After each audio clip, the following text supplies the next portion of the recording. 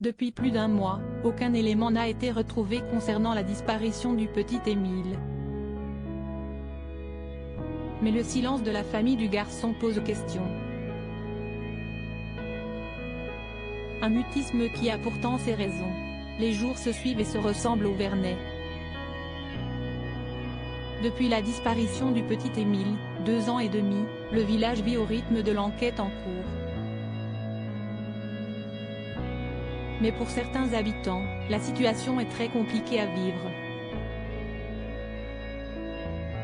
Notamment à cause de la présence de la famille du garçon qui se mure dans le silence. À ce jour, aucun proche du clan n'a vraiment pris la parole dans les médias. Juste l'un d'entre eux au début du mois d'août, mais ne pouvant plus des rumeurs. Les parents et grands-parents ne veulent pas s'exprimer, il faut respecter ça. Tout ce qui est dit sur nous est un tissu de conneries. Comme cette histoire de maison qui brûle à Beaujeu. On est catho et de droite, et alors ? Avait-il lancé à BFM d'ici lors d'une courte conversation téléphonique. Alors ce silence pose question. Il ne parle à personne, sauf au maître nageur. Ils ont le droit d'aller à la piscine quand même. Ne serait-ce que pour occuper la petite sœur d'Émile, déclare une habitante à BFM TV. Je les laisse tranquilles. On doit les préserver un maximum, affirme une autre. Si certains comprennent ce mutisme, pour d'autres, les questions sont nombreuses.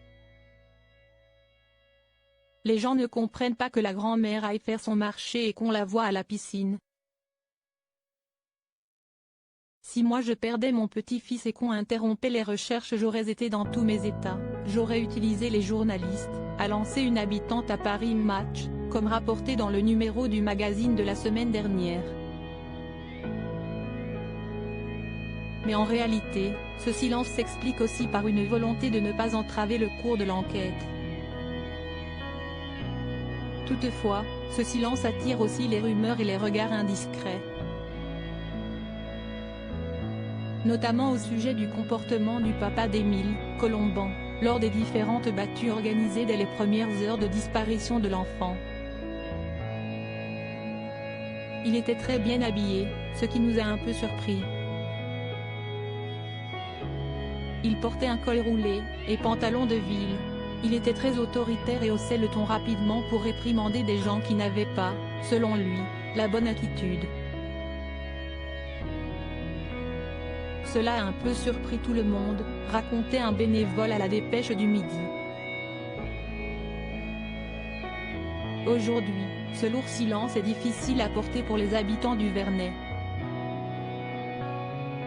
Tous tentent tant bien que mal de revivre malgré la présence des enquêteurs mais aussi les différents arrêtés municipaux qui interdisent l'accès du hameau à toute personne étrangère.